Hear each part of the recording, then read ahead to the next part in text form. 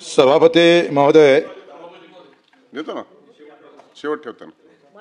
मंदिरातली आपलं दान सूत्र पेटी मान्य. फुटले सभापती महोदय, तुम्हाला शेवटच्या अगोदर. आणि इकडे टीएटीचा पेपर फुटला. हो, खरं तर दादाभाऊ, जेव्हा मंदिरातली दान पेटी फुटतं तेव्हा भावनेचा खून होतं, पण जेव्हा पेपर फुटतं तेव्हा कष्टकऱ्यांच्या स्वप्नाचा खून होतं. तुम्हाला मला माहित आहे का, तुम्ही आम्ही सगळे बऱ्यापैकी असणारे लोक इथं उपस्थित आहे, ज्यांच्या खिशात किमान पैसा अजून 10 वर्ष जगण्या एवढा आहे, त्या लोकांना याचं काही फार महत्व वाटतं असं मला वाटत नाही. सभापती महोदय, तुम्ही सांगा, एखादा पेपर जेव्हा फुटतं तेव्हा गरीबाच्या पोराचं मरण कसं होतं? 5 ते 10 लाख विद्यार्थीचा अभ्यास करत असतं, रक्ताचं पाणी करत असतं सभापती महोदय. आणि अशा वेळेस जेव्हा पेपर फुटतं असं येतं, त्यावेळेस आत्महत्याशिवाय दुसरा पर्याय राहत नाही. दादाभाऊ, आपण खऱ्या अर्थानं यावर लक्ष घालणं गरजेचं आहे. प्रस्ताव सन्मान्य वाचलाय ना? प्रस्तावावरच आहे. परीक्षा ऑनलाईन जे करप्शन हे आहे घोटाळा 260 मध्ये तेच तिथं आपण बोलतोय. मी त्याच विषयावर बोलतोय. सन्मान्य एकनाथजी शिंदे साहेबांना पेपर फुटीचा कायदा आणला, आणि मग पेपर फुटीच्या कायद्यामध्ये त्यांनी घेतलेला सहभाग फार महत्वाचा आहे. पण हे सगळं असताना जर आज आकडेवारी जर पाहिली सभापती महोदय, 2002 ते 2025 या कालावधीत 45 वेळा पेपर फुटले. 45 वेळा.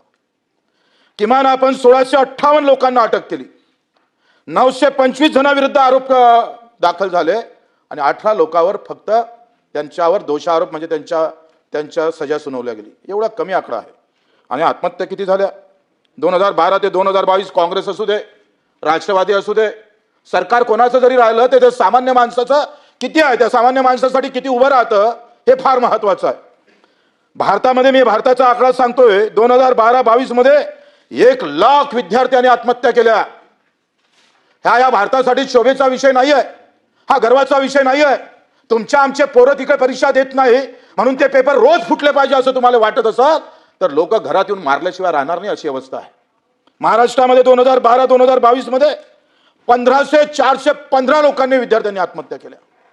आणि मग असं सगळं असताना आपण जर पाहतोय का याच्यामध्ये जर सुधारणाच येत नसेल, एक मात्र तिकडे शेतीमालाला भाव भेटत नाही, आणि गरीब शेतकऱ्याच्या मजुराचं पोरगं जेव्हा पेपरले जातं तेव्हा त्याच्यात पेपर फुटल्या जातं, तर त्याचं अंतर्मन काय बोलत असेल हे खरं तर आपण सगळ्यांनी तपासणं गरजेचं आहे. कशा पद्धतीने त्याच्या भावना होत असेल. पैसे देऊनच जर आम्ही परीक्षेत पास होत असेल, ठराविक वर्गाचेच लोक तिथं अधिकारी, पैसा ज्याच्याजवळ आहे तोच तिथं आम्ही पाहतो नोकरीवर लागत असेल, तर मग तुमच्या आमच्या सरकारकडून अपेक्षा तरी काय करतोय सरकारची यंत्रणा? एवढं सगळं असताना सुद्धा आपण पाहतोय सभापती महोदय, हे पेपर फुटायचं कारण काय हो? कोण माती खातं इथे? म्हणजे इथे अशा प्रकारची हिंमत होते कशी सभापती महोदय? आपण टीसीएसचा विचार करतोय. टीसीएस वाल्यांनी काय केलं? जे टाटाची कंपनी आहे ते इथं आम्ही पाहतोय महारतेचा गुणगाव सुरू आहे, पण त्याच्या माध्यमातूनही अंदरून आपले लोक कसे घालायचे असाही प्रकार काही सरकारमध्ये चालू असतं, ते थांबले पाहिजे. टीसीएसचं आम्ही पाहतोय, टीसीएस राजस्थानमध्ये जेल वॉर्डनचा पेपर घेतला, तो फुटला, तिथं मॅनेजरला अटक झाली. 2018 मध्ये ग्रामसेवक आम्ही पाहतोय भरती उत्तर प्रदेशमध्ये झाली, 173 लोकांना अटक झाली. 223 मध्ये टीसीएस अंतर्गत नोकरीसाठी म्हणजे त्या कंपनीच्या अंतर्गत जेव्हा परीक्षा झाली त्याच्यात सुद्धा टीसीएस कंपनीचा घोर झाला, आणि तिथं सुद्धा काही लोकांना अटक झाली. म्हणजे या टीसीएसचे महाराष्ट्रामध्ये 2च सेंटर आहे, आणि ऑनलाईन करत असताना त्याचे दुष्परिणाम आपण जर पाहिले, तुम्ही सांगा दादाभाऊ, तुमचं शिक्षण मंत्रालय 10वीच्या परीक्षा घेतात, 12वीच्या परीक्षा घेतात, किमान 16 लाख विद्यार्थी दरवर्षी आपण ऑफलाईन पेपर घेतोय. काही गडबड आहे? 12वीमध्ये काही गडबड आहे? ऑनलाईनचा आग्रह का? सेंटर वाईज हॅक केलं जातं, सॉफ्टवेअर वापरलं जातं, आणि आमच्या सगळ्या विद्यार्थ्याचा सत्यानाश करण्याचं काम करताय.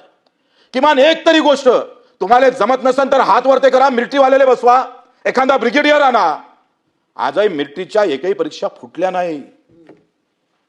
हे विद्यार्थ्याचा, हा सरकारचा विषय नाही आहे, हा गुणगौर करण्याचा विषय नाही आहे. मी सरकारमध्ये आहे म्हणून मग चलता है जला है तो भी बोलना है की नाही बहुत थंडा है. इकडे आग लागली आहे आणि सरकारमध्ये आहे म्हणून आम्ही म्हणायचं थंड आहे, फार चांगली अवस्था आहे. विरोधकांनी पण तसंच बोलायचं आणि आम्ही पण तसंच बोलायचं, तर हे काही या सभागृहातून त्या अपेक्षा नाही आहे. कदाचित आमच्या बोलण्यानं काही लोकांचे मन दुखत असेल, पण ही वस्तुस्थिती आपल्याला टाळता येत नाही. आपण पाहिलं तर या सगळ्या गोष्टीवर पेपर फुटीसारखा जर गुन्हा ठरत असेल तर त्याला फाशीची शिक्षा दिली पाहिजे. या सगळ्या गोष्टीवर व्यवस्थित आम्ही पाहतोय, त्याचं नियोजन केलं पाहिजे. आज आपण पाहतो का या सगळ्या भानगडीमुळं तुम्ही सांगतोय 3.5 कोटी विद्यार्थी प्रभावित झाले. 3 कोटीच्या समोर विद्यार्थ्यांना प्रभावित व्हावं लागलं. बस एक दोन मिनिटं. आणि म्हणून आम्ही आपल्याकडून अपेक्षा करतो. व्यापम घोटाळा झालाय, टीएटीचा घोटाळा, आता टीएटीची परीक्षा फुटली आणि 2 लाखाले पेपर गल्लोगल्ली वाटप व्हायला लागलाय. दादा भाऊ, तुम्ही तिथं दादागिरी दाखवून मला वाटते तुम्ही जर हातात दंडा घेतला तर याचा सफाई झाल्याशिवाय आणि अनेक गरीब गोरगरीब विद्यार्थ्यांचा आशीर्वाद तुमच्या नशिबी आल्याशिवाय राहणार नाही, अशा खऱ्या अर्थानं आम्हाला अपेक्षा आहे. हे तुम्ही करणार आहे याच्याबद्दल आम्हाला काही दुसरा आमचं काही मनात मतभेद नाही आहे. परंतु यावर एकदा सोक्ष आपण पाहतोय का कुठं ना कुठं विचार करून त्याची एक व्यवस्थित घडी बसून आज महाराष्ट्र लोकसेवा आयोगाच्या माध्यमातून ह्या परीक्षा ऑफलाईन कशा होईल याच्यावर आपण चिंतन मंथन केलं पाहिजे. केंद्रीय लोकसेवा आयोग ऑफलाईन परीक्षा घेतं, अनेक राज्य ऑफलाईन परीक्षा घेतं, पण इथंच ऑनलाईन घेण्याची आम्ही का प्रकारची जबरदस्ती केल्या जातं? काय त्याच्यामध्ये इंटरेस्ट आहे? कोण त्याच्यामध्ये आम्ही पाहतो हे सगळं डोकं घालताय? यावर सुद्धा सभापती महोदय एक विचार होऊन त्याचं चिंतन मंथन करून कुठेही पेपर फुटणार नाही आयुष्यात याची हमी आम्हाला जर दिली तर तो विद्यार्थी जो आहे 20-20 वर्ष 10-10 वर्ष बिचारा अभ्यास करतोय. कसं राहतंय पुण्याला आम्ही पाहतोय. एका खोलीत जिथं 2 जण झोपू शकत नाही तिथं 3 जण राहतोय. सगळेच संत आम्ही पाहतोय सोनं गिनं गहाण ठेवून वावरं विकून आम्ही पाहतो त्या परीक्षेला बसतं. एक आशेचं किरण त्याच्यावर असते, त्याच्या डोक्यासमोर असतं. आणि ते आशेचं किरणच जर पेपर फुटीमुळे तुटल्या जात असेल आणि ज्याच्याजवळ पैसा आहे तोच नोकरीवर लागत असेल तर मला वाटतं सभापती महोदय तुम्ही आम्ही सगळ्यांनी याच्यावर पुन्हा चिंतन मंथन करणं गरजेचं आहे. मला माहीत आहे वेळ झालेला आहे, पण मला वाटतं ह्या अपेक्षा तुमच्याकडून किमान याची बैठक किमान आपल्या दालनामध्ये काय केलं पाहिजे, कशा पद्धतीनं आहे पेपर फुटीचे प्रकरण थांबले पाहिजे, जो मेरिट आहे जो गुणवत्ता आहे तोच तिथं नोकरीवर जाणार, अशा प्रकारच्या भावना तुमच्या आमच्या सगळ्याच्या मनात कसं येईल ह्या खऱ्या अर्थानं आम्ही त्याच्या मागे अपेक्षा ठेवतोय सरकारकडून. जरी सरकारमध्ये जरी असलो तरी सत्यापेक्षा सत्य महत्वाचं असते. सत्ता महत्वाची नाही, सत्य महत्वाचं आहे आणि त्या सत्याच्या आधारे आपल्या सर्वांकडून अपेक्षा करतोय.